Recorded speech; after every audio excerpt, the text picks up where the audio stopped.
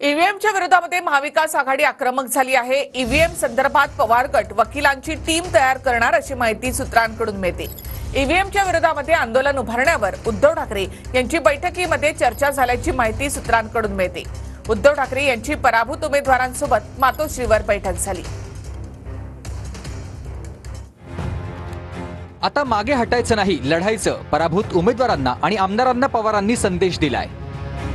EVM संदर्भात वकिलांची team तयार करण्याचा शरद पवारांचा वायबी चव्हाण सेंटरवर झालेल्या बैठकीत निर्णय झालाय अशी माहिती सूत्रांनी दिली आहे। राज्य पातळीवर आणि केंद्रीय पातळीवर कायदेशीर लढाई लढण्यासाठी वकिलांची टीम गठीत करणार अशी माहितीही सूत्रांनी दिली आहे। ईव्हीएम संदर्भात पुरावे गोळा करण्याच्या शरद पवार यांच्या उमेदवारांना सूचना आहेत। 28 तारखेपर्यंत व्हीव्हीपॅटच्या तपासणीसाठी वेळ असल्यानं व्हीव्हीपॅटची तपासणी करा अशा सूचना पवारांनी उमेदवारांना केल्यात।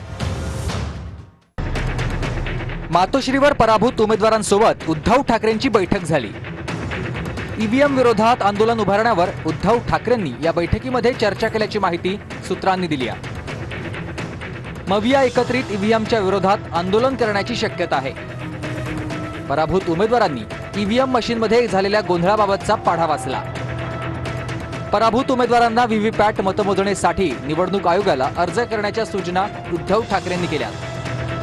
किमान 5% व्हीव्हीपॅट मतांची तपासणी करण्याच्या पराभूत उमेदवारांना सूचना आहेत। उमेदवार जो आहे त्याला 10,000 रुपये डिपॉझिट आहे निवडणूक लढण्यासाठी आणि एक व्हीव्हीपॅटचं मोजण्यासाठी 40,000 रुपये आहे।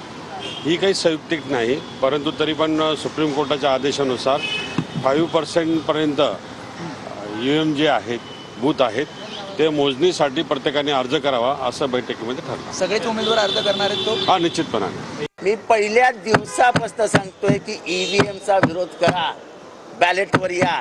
मी माझी निवडणूक हरलो म्हणून बोलत नाहीये आणि हे मी आज बोलत नाहीये।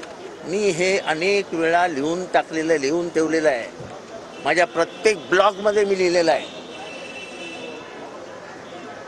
या देशाला, देशाची लोकशाही ही संकटात आहे।